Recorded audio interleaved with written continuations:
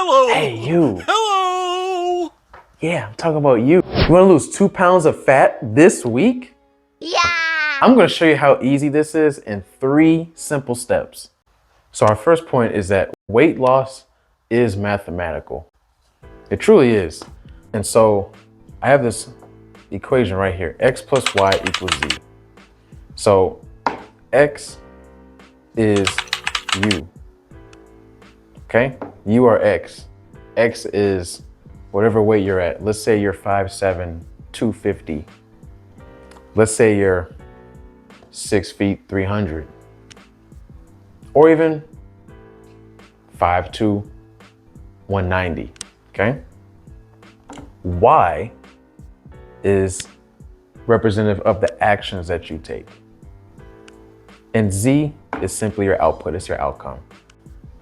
And so for Y, if you're drinking out every night, if you're eating a lot of pizza or burgers, nothing wrong with those specifically, but fattening foods with very little to no nutrients, right? Then it's gonna lead to a certain outcome. What is this 3,500 number? 3,500 stands for 3,500 calories. And so some amazing scientists figured out that 3,500 calories is plus or minus 1 pound. So what does this mean? Your total caloric intake for, we'll just say a week, for a given time. If you eat 3,500 calories over what you should eat, so for each day it accumulates to that number, just off of that alone will contribute to gaining 1 pound of fat. But it also works in the opposite direction. If you eat 3,500 calories less, then you will gain -1 pound, or in other words, you would lose a pound. So it's truly mathematical. This is weight loss at its simplest form. Hey, thanks for checking the video out. So I know you're watching this because you're the kind of person that yearns for better. You know that you can perform a lot better in your own life, but you don't know exactly where to start.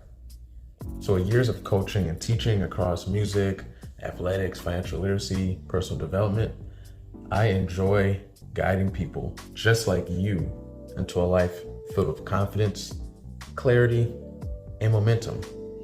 And so if you're wanting structured support and a coach that can help you build your next chapter, reach out and work with me. Now, so our second point is that there is more than one way to lose fat. So there's a lot of ways to lose fat, which is great for you, great for us. But I'm gonna highlight 3. The first one is abbreviated as NEAT. What the heck is NEAT? NEAT stands for, get ready, non-exercise activity thermogenesis. A simpler way to think about it is you can burn calories through the lightest amount of movement. Me doing this, me doing this, me doing this is burning calories. Me doing this is burning calories. Walking burns calories. These aren't considered to be exercise movements because they aren't necessarily rigorous. They're not necessarily breaking down muscle, producing lactic acid, like if you were to lift weights, for example. And it's not necessarily rigorous enough to where it's impacting your cardiovascular system. But simply put, the lightest amount of movements can indeed burn fat. So that works for anyone who is trying to burn fat. Another way you can think of this too is like, for example, if you're on a treadmill and you know, they have those little bars they tell you to hold on to like track your heart rate and whatnot. Instead of doing that, you can simply, as you're walking, let your arms swing, let them hang down and swing. You're burning extra calories. It's small, but they accumulate over time. The next point is the thermal effect of food. So, thermal effect of food. So when you eat food, Your body obviously digests it, but it takes energy to digest this food. And so the thermal effect of food refers to the concept that as your body is burning food, it consumes the full food, but it doesn't keep the full food. And so essentially your body needs energy to break down these foods for the entire digestive process, which is going to help you lose a little bit of fat. And so take a look above me. I'm going to have a breakdown of carbs, fats, and proteins, and how much of those are broken down based on, percentages. The third point is to be in a calorie deficit. This is arguably the biggest one. Calorie deficit, what does that mean? Calorie deficit means that in order to lose body fat, we have to limit the amount of fat in your body. So the best way to do this is by consuming less. If you consume less, your body's going to pull less fat. So one of the easiest ways to determine what a calorie deficit looks like and specific to you, there's a bunch of different ways, but one easy way is to take your current body weight and multiply by 10. That number is going to give you the amount of calories that is at your maintenance level, a rough estimate. Maintenance means that these are the calories that you can eat to where you will maintain your fat, or you will maintain your weight level. Take a look above my head again.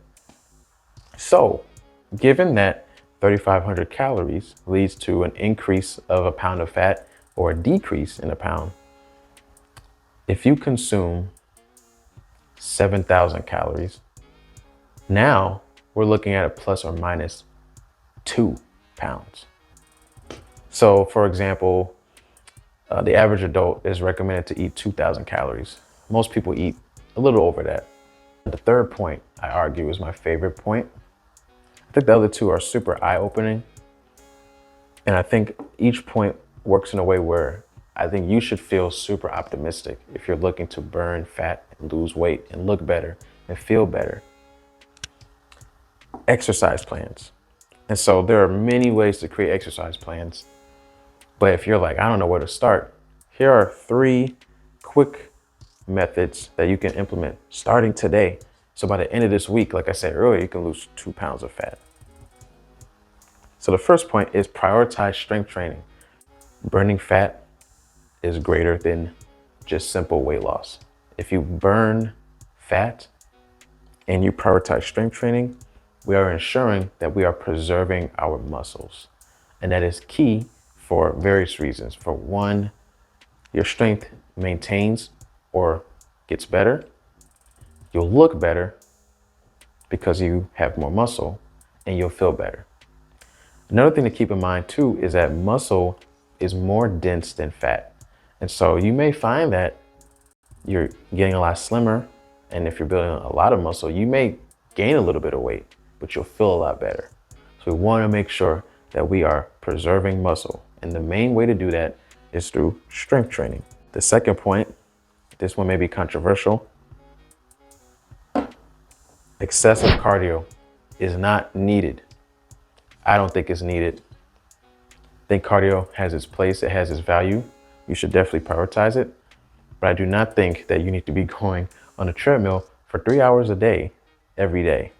I don't think you need to be doing the Stairmaster for an hour every day. I don't think you need to be on the elliptical machine for 45 minutes every day. Here's what I think. I think as far as cardio, you should find an exercise that you enjoy doing naturally. Nothing wrong with the other 3 that I mentioned, but if you truly like being on a Stairmaster, if you like being on an elliptical, if you like being on a treadmill for a long time, then by all means you can do it. But if you're just doing it just to burn and be like, well, this is the only way I'm going to lose fat, it's not going to work. Anything that's going to get your heart pumping, get you, some heavy breathing, moderate, and healthy, but moderate breathing, that's good for you. That's already good enough. And what you'll find is that if you simply eat cleaner foods and you're burning fat over time, your cardiovascular health will improve, because you can outwork a bad diet. No, you can't. You actually can't. That was a joke. You can't outwork a bad diet. So excessive cardio is not needed. Speaking of diet, this is the next point that most people don't do. Tracking. Tracking your food is essential. You can go old school. You can simply write down exactly what you're eating. Or you can utilize apps. I like to use MyFitnessPal. I've been using that for the last few years. Nowadays, you can even use AI to help you with tracking. And so what exactly is tracking? So tracking your calories, tracking your food, it's like a budget.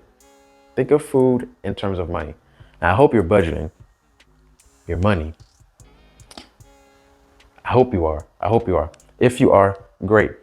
Now we can apply this to food. So the great thing about tracking your food is that now you're taking control, you're taking inventory over what you're putting in your body. And you're going to become more aware of what you're consuming. I'm going to try to attach it somewhere in this video, but Brandon Carter brings up a great point about a study that was conducted where they simply asked the participants to track what they were eating. They didn't even give them a diet plan. They didn't give them an exercise plan. They just said, anytime you eat some food, put it in this app or write it down. And what they found was that they lost weight. It was a 3-month trial, but they lost weight. Tracking has been great for me because it's allowed me to be more in tune with my body. I feel more aware of my body.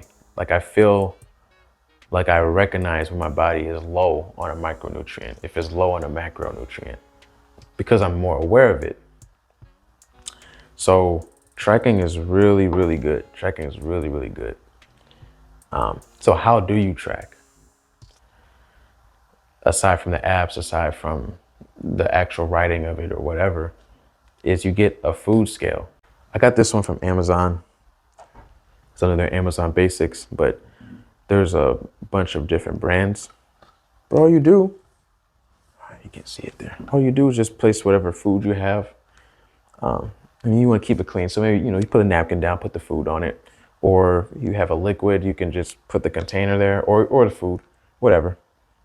And it will simply tell you in grams, in fluid ounces, milliliters, whatever, what you have. If you're looking to lose 40 plus pounds in 5 months like I did, if you're looking for more sustainable ways to burn fat and to get back to a life that you love, where you can hang out with your family, hang out with your friends, feel good about yourself, where you're not losing your breath after going up a flight of stairs, whatever goal you're looking for, make sure to like and subscribe for more content, and I'll see you in the next video.